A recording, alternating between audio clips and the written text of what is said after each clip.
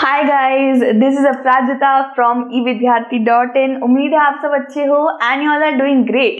सो guys, हम लोग कर रहे थे आपका चैप्टर नंबर 4 एग्रीकल्चर, आपकी ज्योग्राफी की बुक से। एंड आज का जो टॉपिक होने वाला है वो है टेक्नोलॉजिकल एंड इंस्टीट्यूशनल रिफॉर्म। ठीक है, अब यानी कि बेसिकली हर चीज में ना एक वक्त पर आपको थोड़ा सा मॉडर्निज्म या टेक्नोलॉजी का इस्तेमाल तो करना ही पड़ता है फॉर इट्स बेटरमेंट। तो यार रिफॉर्म का ये वर्ड बहुत बार आता है, सिविक्स में भी पढ़ा होगा आपने।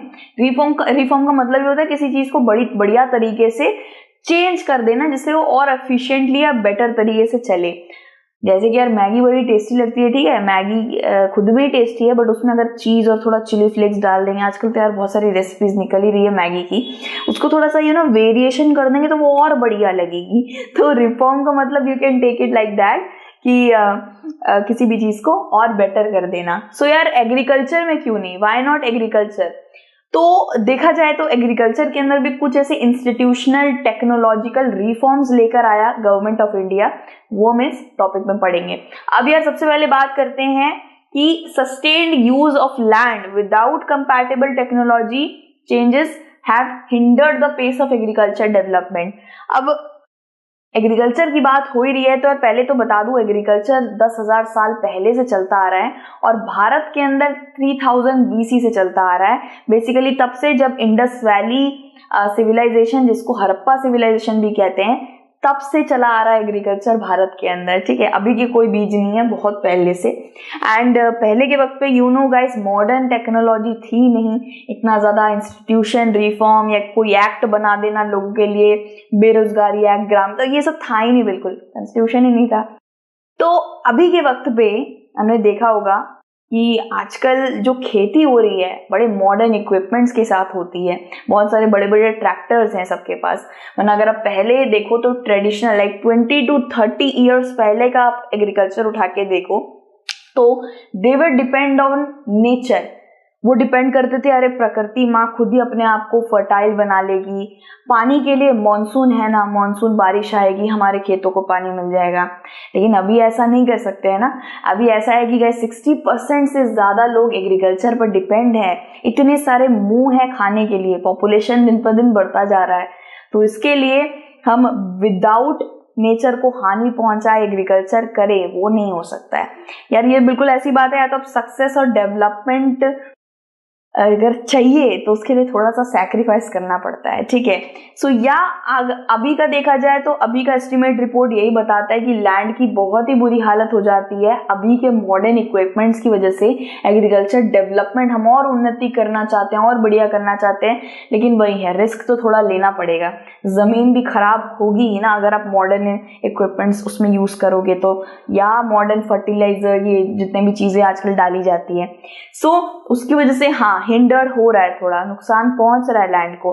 ठीक है, लेकिन इन डेवलपमेंट ऑफ सोर्स की वजह से, जैसे इरिगेशन ले लीजिए, बहुत सारे लोग ना पहले के वक्त पे पानी के लिए यानी कि इरिगेशन फैसिलिटी, यानी कि खेतों में पानी के लिए मॉनसून पर निर्भर करते थे। दे वर डिपेंडेंट ऑन मॉनसून। अब गाइस मॉनसून हर वक्त एकदम सही मात्रा में आपके खेतों में पानी डाल के जाएगा ऐसा तो नहीं होगा, बहुत नुकसान भी होता था पहले के वक्त पे, लेकिन अभी भी होता है, ऑब्वियस सी बात है।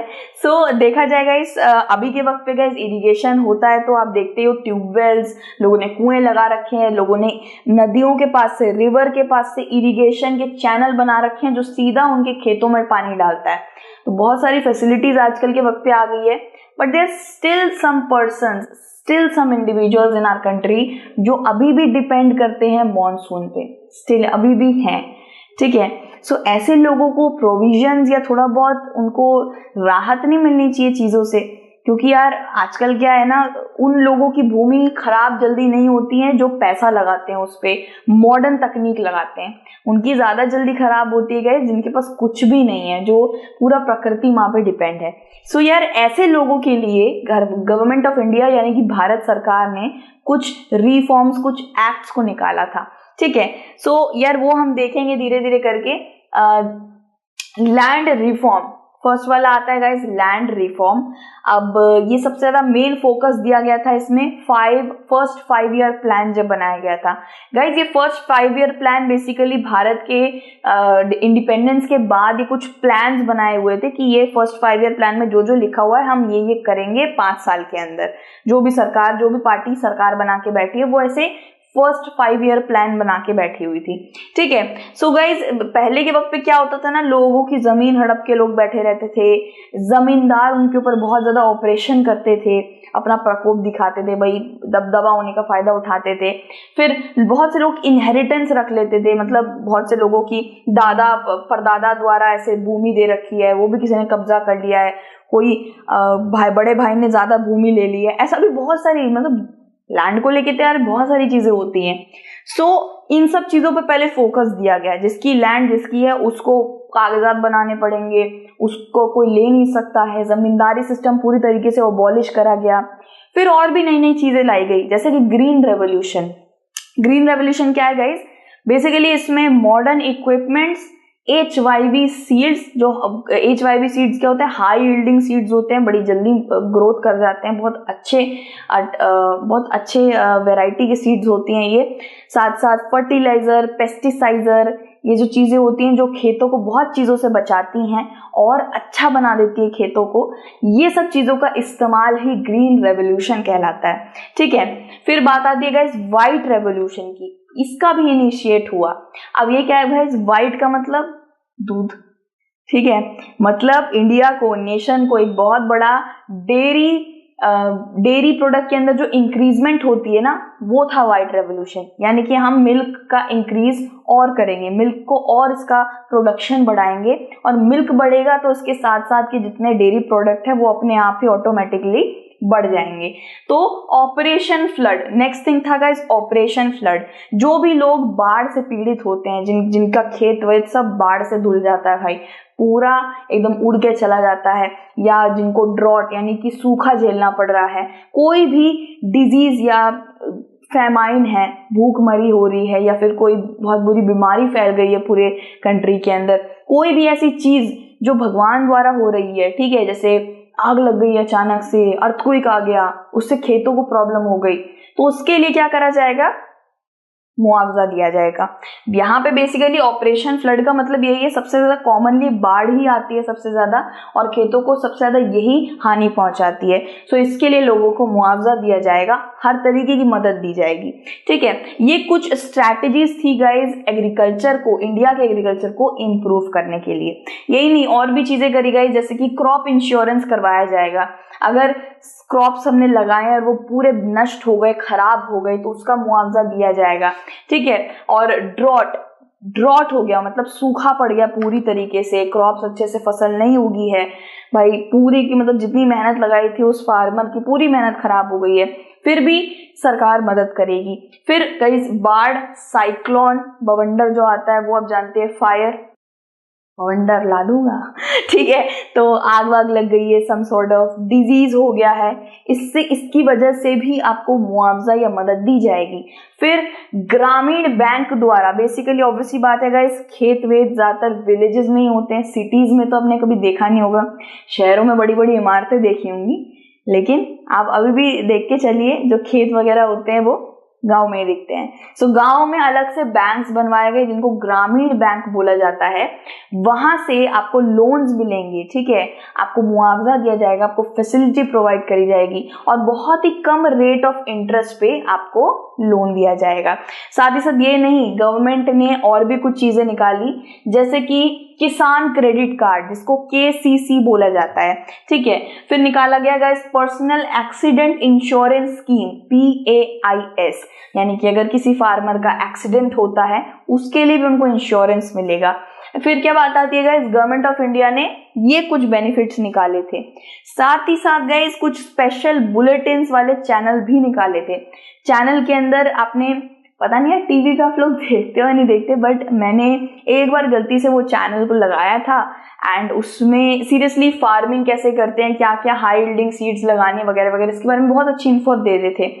तो ऐसे कुछ agricultural programmes, bulletins and radios भी गवर्नमेंट ऑफ इंडिया द्वारा इनके लिए इनिशिएट करा गया। सो अभी तो ये सब चीज़ें काफ़ी बढ़ गई हैं गाइस। अगर अभी आप फार्मर्स के लिए प्रोविजंस देखो तो अभी बहुत ज़्यादा बढ़ गए हैं, ठीक है, अभी काफ़ी प्रोविजंस है।